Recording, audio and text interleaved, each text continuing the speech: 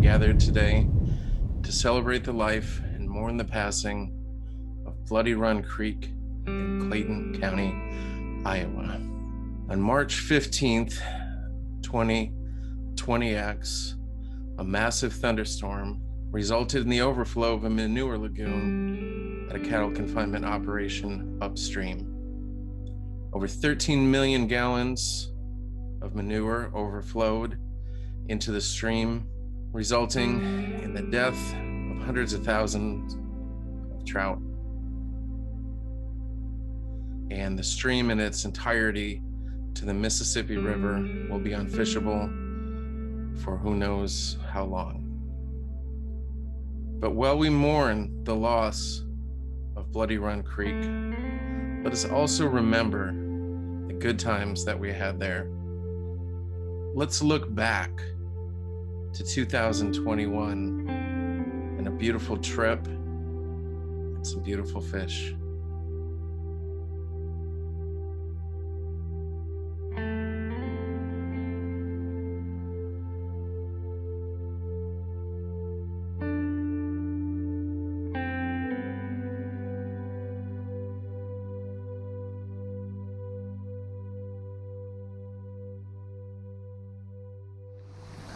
I am standing in Bloody Run.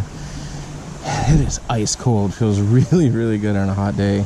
Light today. It is July 12th, 2021. And I've made the trip up here to McGregor. And I'm gonna fish Bloody Run the next couple days. Already like it. There's watercress. Real beautiful, clear, cold water, lots of insects hatching, so hopefully we might find some fish today.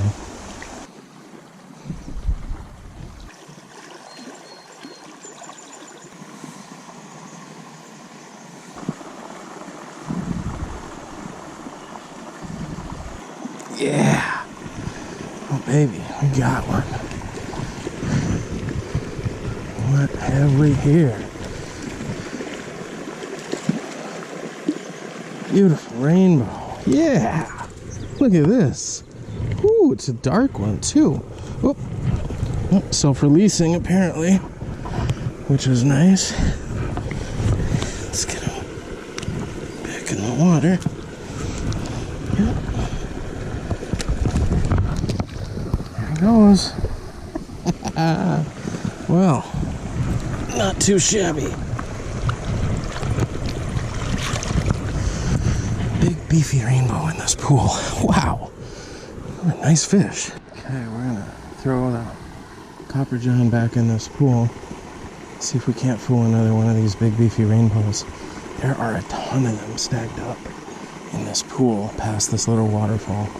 And they are feeding. Yep. Oh, stuck him. Got another one on. Oh, and he got off. Nice rainbow though.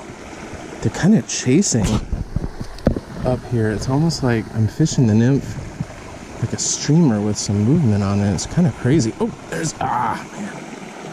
Had one on. Man, oh, there he is. Oh, man, I gotta learn to set the hut. There's rainbow on. I threw it in the back of that pool. Man, did he slam it. Look at this guy. Really something. Look at this bullish. He's gonna be hard to land. So I can get him over here in the quiet water. Look at this beauty. Oh my goodness. Look at this. Look at this big old rainbow. Wow. Wow, wow, wow. Very cool. Okay, well, it's 5:45. And started up in the headwaters and then fished my way down here through this beautiful open valley. It's just private land but public fishing, and came down to this spot here. It's a nice deep pool behind a waterfall with some rock behind it. It is absolutely full of rainbows. Caught two really nice ones, hooked many more. The last one was a little bit slow to revive, so I am going to stop fishing for the day because the heat, I don't want to stress the fish out more than they have to be. And this is just a really cool stream. I can't believe I've never fished Bloody Run before. So the summer of 2021, Bloody Run is the place to be. Beautiful rainbow trout. It's been a pretty good afternoon fishing.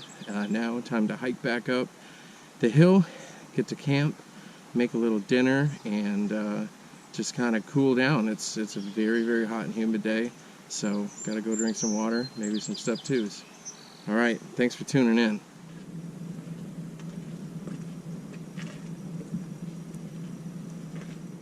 Hey guys, welcome back.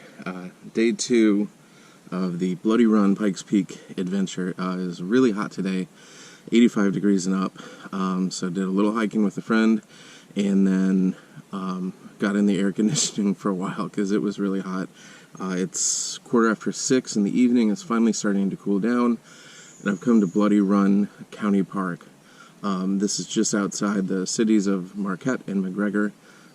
Like a mile outside of town, and it is just gorgeous. You come in along the railway, following the stream up this beautiful valley, and there's just this crystal clear stream over here. I went, took a look. There are a whole bunch of trout in here.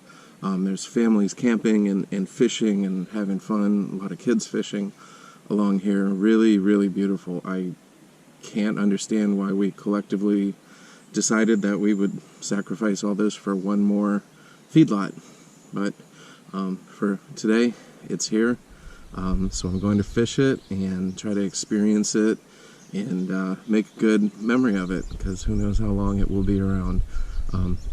So I'm gonna fly fish a little bit, just go down by these railroad bridges and wade wet and see what I can find. Thanks for coming along.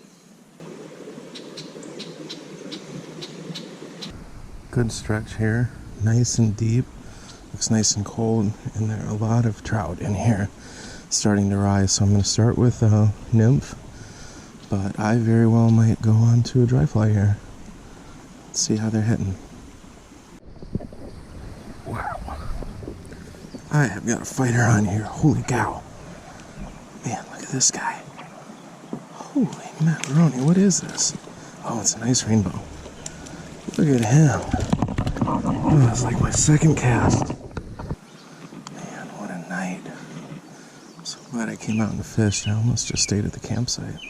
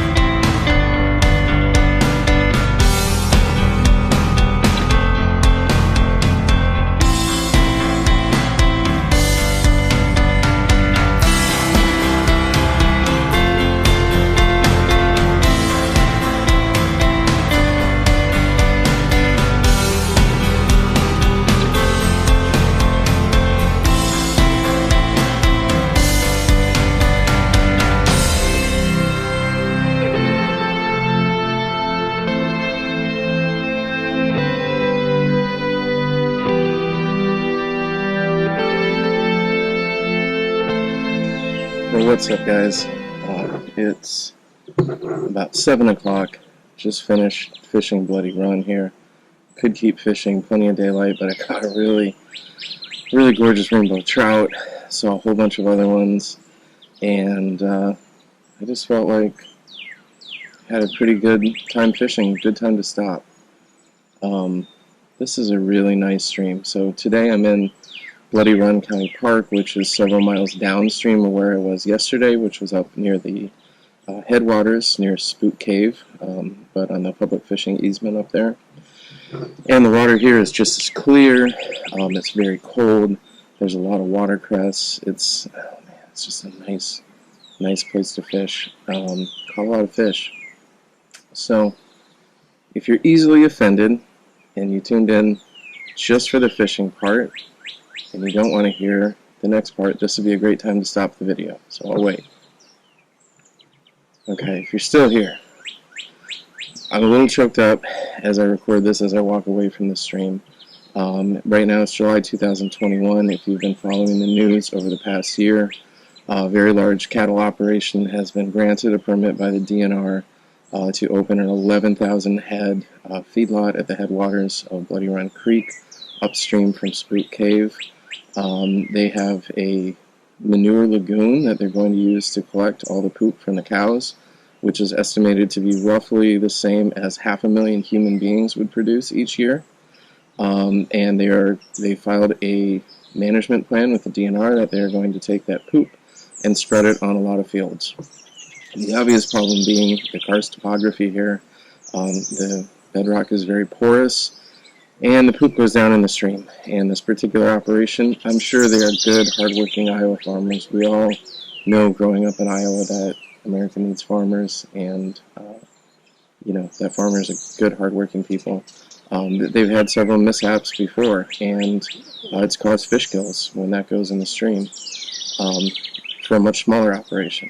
So 13.5 million gallons of poop going into this stream would wipe it out from stem to stern. This is an Iowa outstanding water. There aren't many of those, maybe a couple dozen.